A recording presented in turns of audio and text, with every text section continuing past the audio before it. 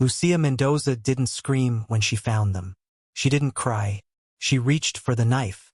And by the time the police arrived, 2 bodies lay drenched in blood, and Lucia sat calmly on the porch, whispering to God. What drove her to kill? A crime of passion or a verdict from heaven?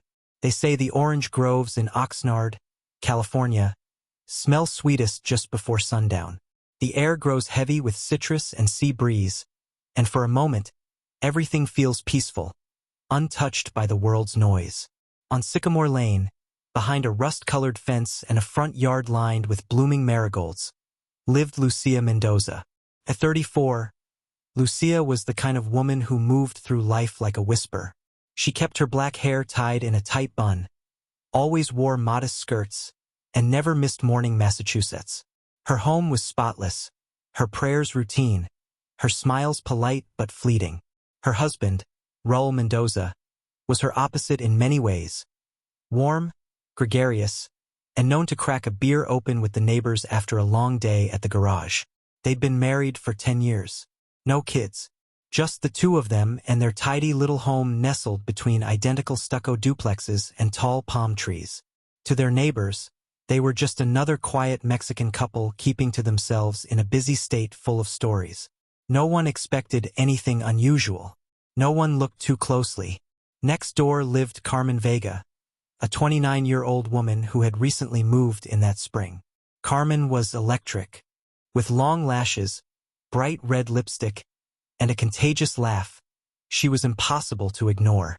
She made friends quickly, brought over homemade tamales during Easter, hosted karaoke nights, and was often seen leaning over the hood of her car talking to Raul, sometimes for hours. At first, Lucia tried to be friendly. She brought over pan dulce and invited Carmen to church, but the younger woman always politely declined. As the months passed, Lucia's smiles grew thinner, her greetings colder. To the outside world, nothing seemed wrong. But behind Lucia's dark eyes, a storm was building. She stopped joining Raul on grocery runs. She sat alone in the back pew at church, clutching her rosary so tightly the beads left imprints on her fingers. She whispered to the Virgin Mary like a friend, over and over again, "Show me the truth. Help me see." One neighbor, Dona Isabel, an elderly woman who often sat on her porch knitting, would later tell police, "Lucia." She started watching. Always watching. She would stand behind the curtain like a ghost. Every time Raul came home late, she was already at the door. No yelling, just watching. But no one thought much of it then. Suspicion, after all, is common in a marriage. It blows over, until it doesn't. On the night of September 8, 2023, everything unraveled. At 8:13 p.m., a 911 call came from the Mendoza residence. The dispatcher answered to silence at first, then a woman's voice, measured, emotionless.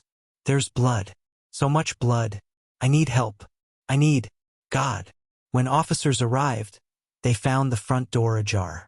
A woman sat on the porch steps, her hands stained red, a rosary wrapped tightly around her wrist. Inside the house, in the master bedroom, lay 2 bodies, one male, one female. Both stabbed, both lifeless. The woman on the porch was Lucia Mendoza. 3 months before the bloodbath that would send shockwaves through the community, Lucia Mendoza started waking up at 3 a.m. every night. Sometimes, she'd sit in the dark living room, rocking slowly in her chair with her Bible open in her lap. Other nights, she'd quietly step into the hallway and stand outside the bedroom door, staring at her husband's sleeping body as if waiting for something to reveal itself. In her journal, found later by investigators beneath her bed, she wrote, "Raul smells different when he comes home now. There's perfume on his collar, and lies in his mouth. I think Carmen is the devil in disguise." The pages grew darker with each entry. "I caught him texting her. He said it was a mechanic client. He lies with such calm, such ease. God will show me. I will be still. I will listen." Neighbors didn't see much of her during this time. Lucia stopped attending weekday mass and only went on Sundays, slipping in late and sitting in the very back pew. She didn't sing anymore. She barely spoke, but she watched. Carmen Vega had grown increasingly comfortable in Raul's company. She stopped knocking when she came over, often entering through the side door that led to the kitchen. Raul, always the charmer, never discouraged it. Lucia once returned early from visiting her cousin to find Carmen's sandals at the door and laughter echoing from the living room. When she walked in, they fell silent. Raul claimed they were watching a telenovela and Carmen had come over for mole leftovers. Lucia didn't say a word. She simply turned off the television and walked upstairs. That night, Carmen posted a picture to her Instagram story. Nothing explicit, just a dimly lit dinner table with 2 wine glasses and a plate of food. The caption read, "Sometimes the heart wants what's off the menu." Raul wasn't tagged, but Lucia saw it. She always saw it. Over the next few weeks, Lucia became consumed by surveillance. She downloaded a phone tracker app. She checked receipts in his wallet. She would stand behind the living room curtain for hours, waiting for Carmen to come or go. The most chilling entry in her journal was dated just 1 week before the murders. "They forget I am here. They forget God is watching. I will remind them." Lucia's cousin, Maria, who lived in Santa Paula, later told detectives that Lucia had called her in tears. She said she felt like she was disappearing, that her home wasn't her own anymore. She didn't say what was happening exactly, but I knew she was close to breaking.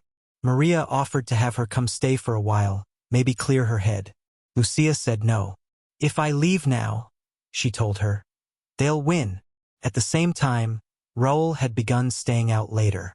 He told friends he was doing side work for extra cash. But when police pulled his phone records after the murders, they found dozens of late-night calls and texts to Carmen. Many deleted, but not all. There was also a photograph Carmen had sent the week before. Her lying on her couch, a glass of wine in her hand, the text reading, "Wish you were here. Again." On September 7th, the day before the murders, Raul and Carmen were seen together at a gas station near Port Hueneme, laughing and buying snacks. It was nearly midnight. Lucia was home, alone, watching the clock, counting the seconds between each of Raul's excuses. Something inside her, something deep, long buried, and brittle, finally cracked. September 8th, 2023, began like any other Friday. The sun rose slowly over Oxnard's low hills, casting long shadows across Lucia Mendoza's quiet street. Lucia went about her usual morning routine, washed the dishes, watered the marigolds, and walked to the corner store for tortillas. The cashier would later say she seemed calm, polite, nothing strange. But behind her composed face, her heart pulsed with something darker, determined, final. That morning, Raul kissed her on the cheek and told her he'd be working late. Again, Lucia didn't flinch. She simply nodded, eyes fixed on the dishes in the sink. What Raul didn't know was that Lucia had already read his text messages. The night before, while he showered, she'd unlocked his phone using the code she'd memorized weeks earlier. She read the messages from Carmen, words that confirmed every suspicion she'd ever had. "Can't wait to feel you again. She doesn't deserve you. Come through the back. I'll leave the light on." Lucia sat awake the entire night in silence. No tears, no prayers, just resolve. By mid-afternoon, Lucia had cleaned the entire house. She washed the sheets. She rearranged the framed photo of her wedding day. She placed her rosary on the nightstand. At 6:20 p.m., she dressed in all black and tucked a butcher knife into her handbag. At 7:03 p.m., she left the house and returned 10 minutes later. Neighbors would recall hearing the door open, then close, a pause, then silence. She waited.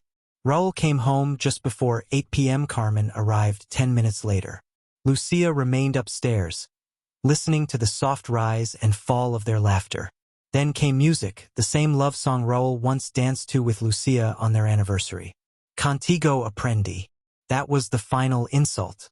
Lucia stepped out of the bedroom. Her feet moved on instinct. No rage, no panic, only clarity. She opened the door to find her husband and Carmen in bed, half-dressed, caught in the most intimate betrayal. The shock on their faces lasted only seconds. Raul shouted, "Lucia, wait!" But she didn't. The first stab went into his shoulder. He tried to grab her, to block the blows, but Lucia moved like a woman possessed. Carmen screamed and scrambled off the bed. Lucia turned on her next. Carmen backed into the corner, hands outstretched, sobbing. "Please, please, we didn't mean." Lucia lunged. She stabbed Carmen 19 times. The medical examiner later reported that 5 of the wounds were defensive, but the rest were deliberate, targeted, and delivered with force. Raul had collapsed near the dresser, barely breathing. Lucia stood over him. He whispered, "I'm sorry." Lucia knelt down, touched his face and said, "So am I." Then she drove the knife into his chest one last time, 8:13 p.m. Lucia called 911 from the kitchen phone. The dispatcher's recording later played in court. 911, what is your emergency? Silence for 5 seconds. Then, "There's blood. So much blood. I need help. I need God." When officers arrived at 8:20, they found Lucia sitting on the porch, her hands trembling but her face blank. The murder weapon was inside, wiped clean and resting on the kitchen counter beside a burning candle. She did not resist. She did not cry. When asked what happened, she said softly, "They betrayed me. I only showed them the truth." Lucia Mendoza was taken into custody without a single word of resistance. As officers guided her into the back seat of the patrol car, she clutched her rosary tightly, the beads slick with blood. Detective Marta Ruiz, a 15-year veteran of the Ventura County Sheriff's Department, arrived at the scene within the hour. She would later describe the crime scene as eerily peaceful, like the violence had emptied the house of all emotion. Inside the bedroom, Raul's body was slumped against the dresser, his shirt soaked in crimson. Carmen's body lay near the foot of the bed, partially draped in a blood-stained blanket. There was no sign of forced entry, no struggle outside the bedroom, and no defensive wounds on Lucia. She had walked in, committed the act, and waited for them to die. What puzzled investigators immediately was the lack of chaos. Most domestic crimes are messy. Panic, regret, sometimes even attempts to hide the evidence. But Lucia had cleaned the knife, lit a candle, and called the police herself. She had wanted to be caught. In her police interview, Lucia spoke little. She simply said, "I saw what I saw. I did what I did. And now God will decide." She declined a lawyer at first, opting instead to speak to the department's on-call chaplain. To him, she reportedly confessed, "They thought they could lie. They thought I was weak because I stayed quiet. But I saw them. I saw everything."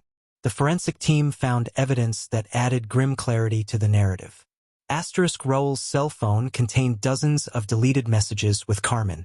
Many were recovered by tech specialists.